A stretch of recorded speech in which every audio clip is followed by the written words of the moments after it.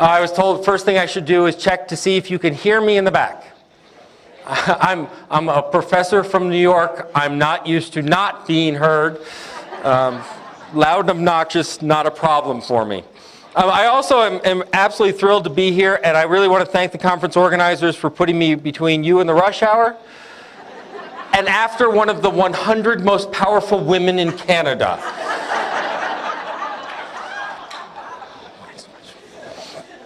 It is important as a speaker, and I know that it's a long day, so your brains are going, and I promise I will have no facts, I will have no concepts, I'll have nothing interesting. Just cruise out for the next 45 minutes and go with it. It's important as a speaker that I connect both to the audience and I connect to current events. I will not attempt a Canadian accent. We can say dollar all we want. Look, the dollar, got it, all right? But I'm not doing that. Instead, I'm going to tell a joke. A librarian, a politician, and a nun are trapped at the bottom of a collapsed mine.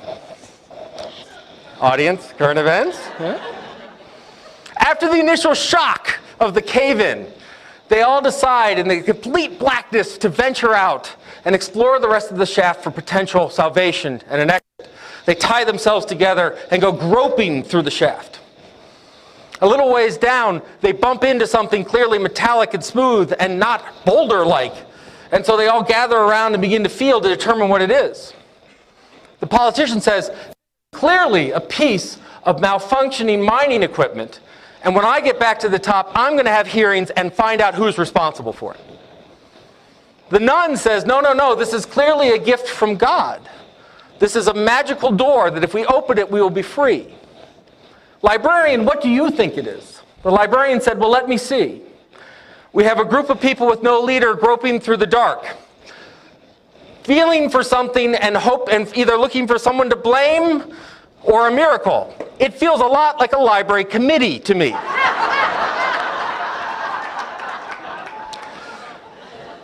So I think, no facts, no stats. There you go. So I think this is part of the question that we're here to deal with. And I would just like to say that I hate this question. This question sucks. Pardon me. It sucks for many reasons, and I'm going to get into it in detail. I will also say that it's a good thing, I should admit now, maybe something I should have admitted to the conference organizers beforehand, I am not a futurist. I don't give a damn about the future. I really don't. I'm much more worried in what we should be doing today. And I really, rather than trying to predict the future, I'm much more interested in inventing the future. So my favorite quote comes from a fellow by the name of Alan Kay, who says that the best way to predict the future is to invent it. And I believe that. I believe that one message that we need to get across is that we don't need a committee feeling through the dark. We don't need an innovation pro temp.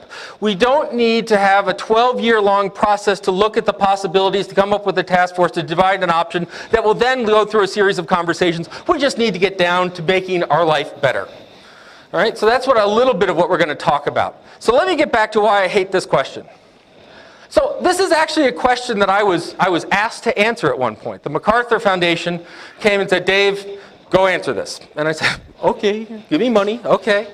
I called it my not that MacArthur Foundation grant, MacArthur grant. But it's hilarious because I noticed that the other thing that I'm scared to death of you folks is that I've been following the LibFoo Twitter tag. You guys are harsh.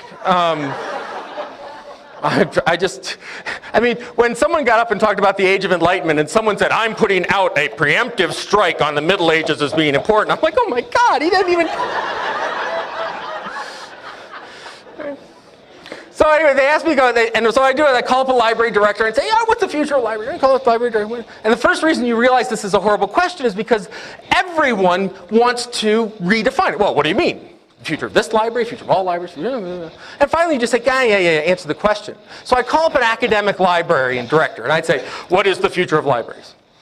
And their answer would be, well, I can't tell you the future of public libraries because they're screwed.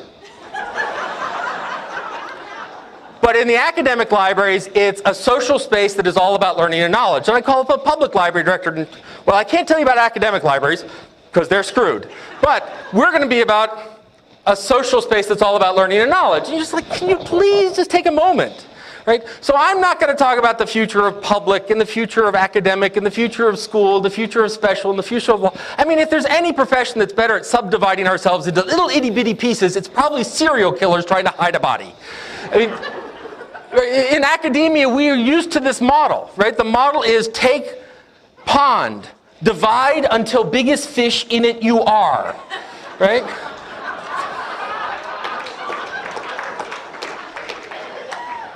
So the reason I don't like this is, first of all, it assumes that there is a future.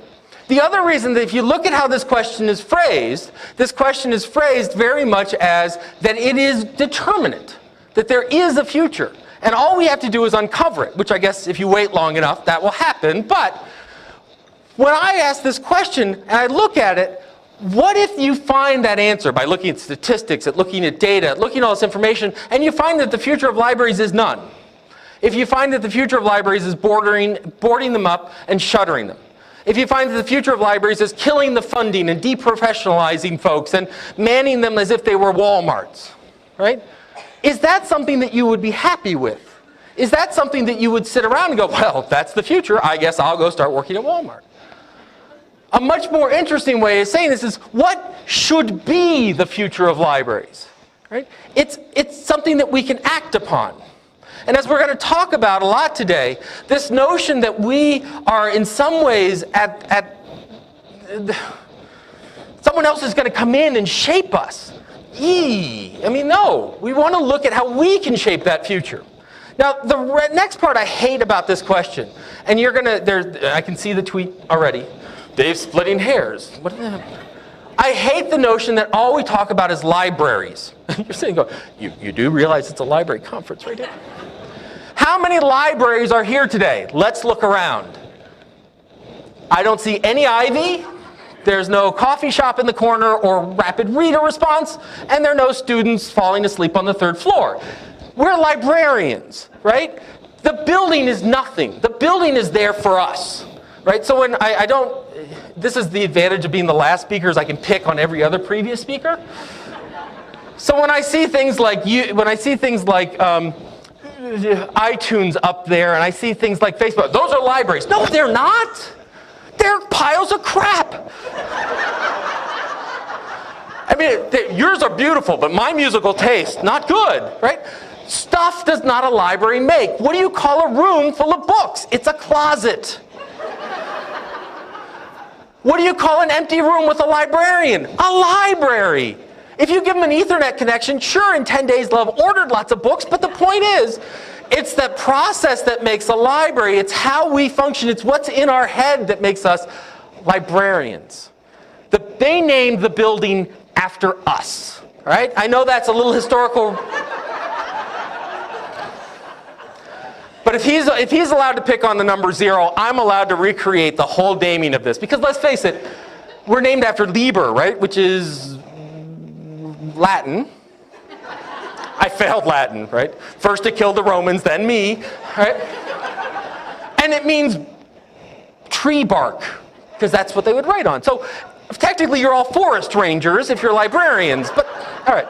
So what should the future, so it really should be, what should be the future of libraries and librarians? Because I can very much see a future where there are more of us and fewer of those buildings.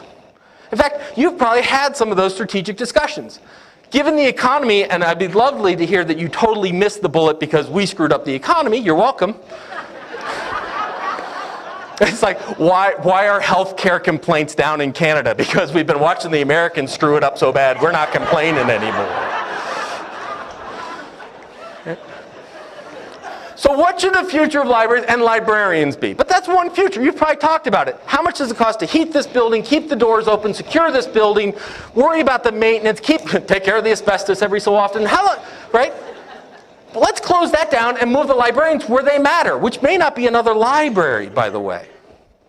So the last one is in a democracy. And this one floors me, that we often forget the nobility of our profession. That as librarians, we tend to look at ourselves too harshly. We tend to undersell ourselves to such an extreme that it infuriates me. that we look at librarianship, somehow we say, oh, we're not clerks. Well, what do you do? Well, I do a lot of clerk stuff. Right? And somehow we've given up the notion that democracy is our ultimate goal.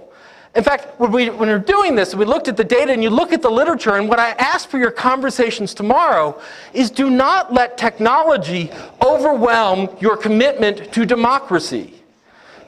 What I mean by that, I mean our previous speaker, right, that security and innovation don't always go together. Sometimes technology gets in our way, right? I'm a technologist, I'm a gadget freak, I've got the iPhone, I've got the iPad, it's so cool, right? But there's a time to put it down. And we can't forget why we're doing them. That technology, Facebook, YouTube, Twitter, fabulous tools, but tools, just like an index, an encyclopedia. I am not a Luddite. What I'm trying to say is we are tool users and builders. And technology goes all the way back to the wheel, right? And mark. And controlled vocabularies, and once again from the Twitter feed, alphabetizing words is a technology, right? Why are we doing this? I think that there is no more noble aspiration than democracy, than the notion of giving a community and a civilization a voice in its own future. Whatever we do, we can't cloud it from that. When we talk about our values and our ethics and our morals and all these things, we need to see what is that rudder that's keeping us going straight. But that's another talk. Now, I would love to say I came up with this wonderful title, but actually I stole it from Mel. This is a Melville Dewey quote. The librarian must be a librarian militant before he can be a librarian triumphant. I try and model myself on Melville Dewey. I've lost my hair for him. Ruined my eyes. And, you know, he's an upstate professor who's into libraries. I sort of skipped the anti-Semitic misogynist part, but other than that, Dewey 2.0, right here. And I don't necessarily know the context, but I love the phrase. And the phrase is, you know, stop the insanity. Stop underselling your role in this future. If there's one message that I can give you, stop underselling your ability to shape the future that you want. And I will tell you that to shape that future, you must be more than nice. You must be more than beloved. You must be a militant. You must actively acquire power. Now, it's interesting when I say this. Now, I teach in an information school, so we have folks who come in the telecommunications industry, information management, financial services, we call them the devil. They come in, and we have librarians. And it's funny because when I get up and I give a speech about information is power, like half the room goes, yeah, another half the room goes, well, I don't. Canvas bags. Anyway, 3 people got that joke. All right. So, a great book. If you haven't had a chance to read it, but you're all much more literate than we are in the States, so I'm sure you've read it 300 times and have it highlighted. But there is a fellow, a radical in the actually 30s and 40s and through the 70s named Saul Alinsky, wrote a great book called The Rules for Radicals. Now, I don't care if you're a communist, a progressive, a socialist. I mean, hell, you could be a capitalist, which would be hilarious because you'd look like a socialist to me. But he wrote this great book, and he uses this word power. And the idea is that he would have people come and talk about organizing and becoming a community organizer. And they'd ask, why do you want to be a community organizer?